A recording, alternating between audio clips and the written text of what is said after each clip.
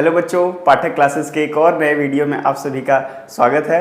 मैं आदर्श त्रिपाठी आप लोग को रसायन विज्ञान पढ़ाता हूं और इस नए सेशन में आज हम लोग एक नए चैप्टर से शुरुआत करेंगे। इस चैप्टर का नाम है कार्बन और उसके यौगिक, यानी कि इसमें हम लोग कार्बन के बारे में पढ़ेंगे और जो भी कार्बन से बनते हैं, कार्बन के जो यौगिक हैं उसके बारे में पढ़ेंगे।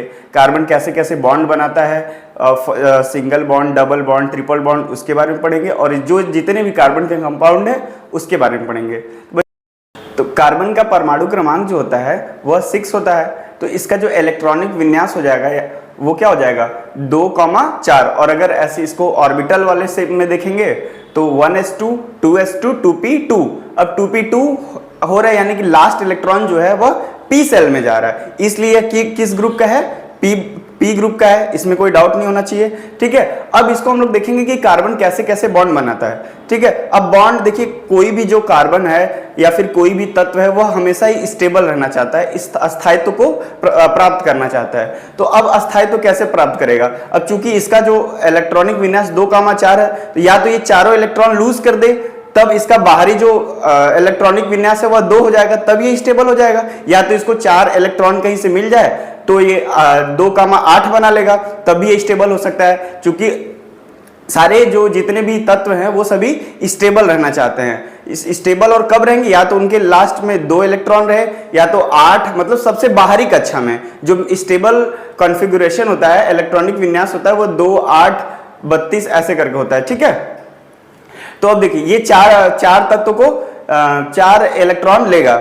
ठीक है, अब देखिए कार्बन में क्या होगा कि कार्बन में सिंगल बॉन्ड भी आ सकता है, डबल बॉन्ड भी, ट्रिपल बॉन्ड भी, मतलब ऐसे जब इसको देखेंगे इसको हम लोग वर्गीकृत फिर करते हैं कैसे कैसे, हाइड्रोकार्बन्स के फॉर्म में। ये कार्बन जो है मेनली हाइड्रोजन के साथ बॉन्ड इसकी अच्छी होती है, तो उसी को हम लोग हाइड्रोकार्बन बोलते हैं। कार्बन और हाइड्रोजन यह दोनों मिलके हाइड्रोकार्बन बनते हैं। ठीक है, हाइड्रोकार्बन बनते हैं। अब हाइड्रोकार्बन को 3 प्रकार से हम लोग वर्गीकृत कर सकते हैं। ठीक है, इसमें एल्केन होता है, एल्कीन होता है और एल्काइन होता है। जो एल्केन होता है उसको हम लोग संतृप्त हाइड्रोकार्बन कहते हैं, और जो एल्कीन और एल्काइन होता है उसे हम लोग असंतृप्त हाइड्रोकार्बन कहते हैं। संतृप्त हाइड्रोकार्बन को सैचुरेटेड हाइड्रोकार्बन कहते हैं और असंतृप्त हाइड्रोकार्बन को अनसैचुरेटेड हाइड्रोकार्बन कहते हैं। सैचुरेटेड हाइड्रोकार्बन यानी कि संतृप्त हाइड्रोकार्बन का जो जनरल फार्मूला होता है वह होता है CnH2n+2 होता है, और जो असंतृप्त में 2 आते हैं, एल्कीन और एल्काइन। तो एल्कीन का जो होता है वो CnH2n होता है जनरल फार्मूला, और एल्काइन का CnH2n-2 होता है। ठीक है, अब देखिए इसमें हम लोग को कुछ इसके कंपाउंड पढ़ने से पहले हम लोग को कुछ चीजें याद करनी रहेगी। जैसे जब कार्बन नंबर अगर 1 रहेगा तो उसको हम लोग मेथ बोलेंगे, 2 रहेगा तो एथ बोलेंगे, 3 रहेगा तो प्रॉप बोलेंगे, 4 रहेगा तो ब्यूट बोलेंगे, 5 रहेगा तो पेंट बोलेंगे, 6 रहेगा तो हेक्स बोलेंगे, 7 रहेगा तो हेप्ट बोलेंगे, 8 रहेगा तो ऑक्ट बोलेंगे, 9 रहेगा तो नॉन बोलेंगे, और 10 रहेगा तो डेक बोलेंगे।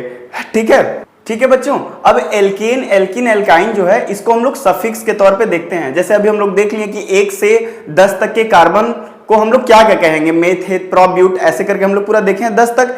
तो अब देखेंगे कि हम लोग अगर वो एल्केन ग्रुप का रहेगा तो उसके लास्ट में ANI जोड़ देंगे, है ना। एल्कीन का रहेगा तो ENI जोड़ देंगे, एल्काइन का रहेगा तो YNI जोड़ देंगे। ठीक है, अब ये कैसे कर रहे हैं? जैसे देखिए एल्केन की स्पेलिंग क्या होती है, ALKANI, लास्ट में क्या आ रहा है ANI। तो अब जब अगर एक कार्बन रहेगा, है ना, और अगर एल्केन यानी CnH2n+2 को फॉलो करता रहेगा तो उसके लास्ट में ANI जोड़ देंगे। ठीक है, अब अगर एल्कीन का है तो कैसे पता करेंगे कि ये एल्कीन का है? वह क्या करेगा, CnH2n वाले फार्मूले को फॉलो करता रहेगा।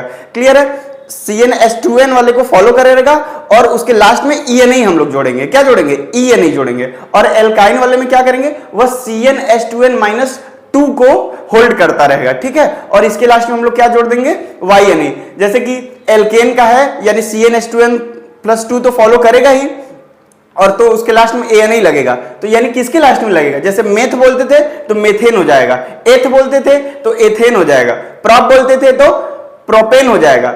ठीक है, ब्यूट, 4 को ब्यूट बोलते हैं, और अगर एल्केन का रहेगा तो ब्यूटेन हो जाएगा। वैसे ही एल्कीन वाले में क्या करेंगे, जैसे CnH2n को फॉलो अगर कर रहा है और कार्बन नंबर 1 है, कार्बन की संख्या जो है वह कितनी है, 1 है, नंबर ऑफ कार्बन 1 है, तो उसको हम लोग एल्कीन का यदि रहेगा तो वह उसका जो जनरल फार्मूला रहेगा CnH2n को वो होल्ड करता रहेगा, और लास्ट में ENA जोड़ेंगे। अब कैसे, और लास्ट में ENA किसके जोड़ेंगे, जैसे कि कार्बन नंबर 1 है तो हमको पता है कि कार्बन नंबर 1 को क्या बोलते हैं हम लोग, मेथ बोलते हैं। तो यदि वह CnH2n को फॉलो करता रहेगा तो ENA जोड़ देंगे, तो वो क्या हो जाएगा, एल्कीन हो जाएगा। फिर अगर कार्बन नंबर मान लीजिए 5 है तो हमको पता है कि 5 कार्बन को क्या बोलते हैं, पेंट बोलते हैं, है ना, और वह CnH2n को होल्ड कर रहा है तो हम लोग पेंट लास्ट में उसके ENA जोड़ देंगे, तो क्या हो जाएगा, पेंटीन हो जाएगा। ऐसी मान लीजिए कार्बन नंबर 10 है और CnH2n को होल्ड करेगा तो वह एल्कीन वाले का आएगा, और इसमें क्या जोड़ देंगे, डेक, 10 को क्या बोलते हैं, डेक बोलते हैं, और लास्ट में एल्कीन का ई है नहीं, तो लास्ट इसमें क्या लग जाएगा, डेकीन हो जाएगा। क्या बोलेंगे इसको, डेकीन बोलेंगे। अब आ जाते हैं एल्काइन वाले पे। अब एल्काइन वाले में क्या होता है बच्चों, हमको पता है कि जो एल्काइन का जनरल फार्मूला होता है वह CnH2n-2 होता है ना, यानी कि CnH2n-2 होता है। तो अब CnH2n-2 का मतलब क्या हो गया कि यदि कार्बन नंबर 1 है और वह CnH2n-2 को फॉलो कर रहा है तो उसके लास्ट में क्या जुड़ जाएगा, YNA जुड़ेगा, है ना। तब YNA बस क्या बताएगा कि ये एल्केन का है कि एल्कीन का है कि एल्काइन का है। ये जो लास्ट का ANA, ENA, YNA है, ये क्या बताएगा, बस हमें ये बताएगा कि ये किस हाइड्रोकार्बन का है, ये सैचुरेटेड का है और कि अनसैचुरेटेड का है, यानी कि संतृप्त का है कि असंतृप्त का। और हम जो संतृप्त हाइड्रोकार्बन होते हैं वो एल्कीन होते हैं, और असंतृप्त हाइड्रोकार्बन जो होते हैं वह एल्कीन और एल्काइन दोनों असंतृप्त हाइड्रोकार्बन में आते हैं। अब एल्काइन वाले में क्या था कि जैसे मान लीजिए कार्बन नंबर 1 है, ठीक, तो अगर CnH2n+2 को फॉलो करता था तो हम लोग लास्ट में ANA जोड़ते थे, एल्कीन वाले को फॉलो करता था तो ENA जोड़ते थे। अब वैसे ही अगर CnH2n-2 वाले को फॉलो करेगा तो हम लोग उसमें YNA जोड़ देंगे, तो यहां पे क्या हो जाएगा, मिथाइन, इथाइन, प्रोपाइन, ब्यूटाइन, ठीक है। ऐसे आगे हम लोग नंबर ऑफ कार्बन बढ़ता जाएगा तो हम लोग लास्ट में YNA जोड़ते जाएंगे।